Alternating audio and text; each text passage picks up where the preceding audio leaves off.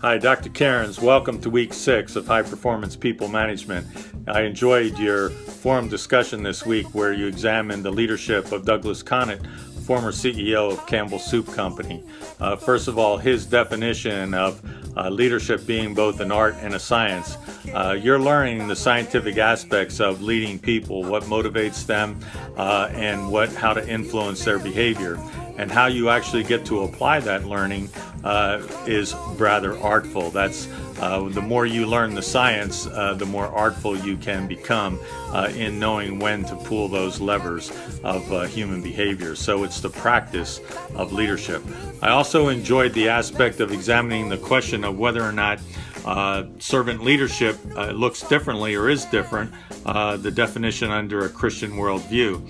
And the majority of you felt that you did not have to be, obviously, a Christian to be a servant leader. And I would agree with that, because the definition that Greenleaf, who coined the phrase servant leader, is one, to serve others before you serve yourself. And so clearly that's an aspect, whether you're a follower of Christ or not, that you can do. But is there a difference in a Christian worldview when it comes to servant leadership? And I think Eric Walker and Bridget kind of hit on the idea there of, one, it's serving God, and then really what does servant leadership lead to?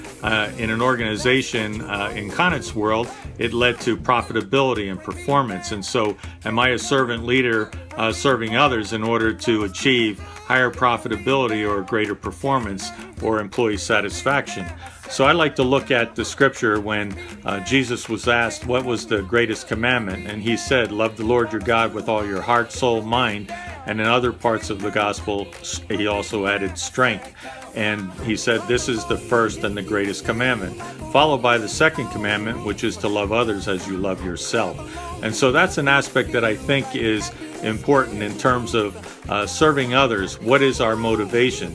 It's to serve God. And if we're serving God, we're loving God with all our heart, soul, mind, and strength, which means I'm serving others in that capacity as well. So it's something I think that does separate a Christian worldview when it comes to serving others.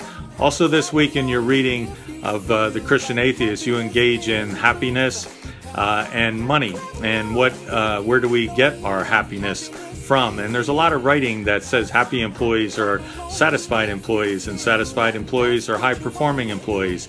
And as you're reading, where does that happiness really come from? Can we satisfy the happiness of our employees? So think about that when you're relating the reading to high-performance people management. Remember, I have office hours every Tuesday from noon to 1, should you want to talk face-to-face. Otherwise, text me, email me, and let me know if you have any questions. Have a blessed week.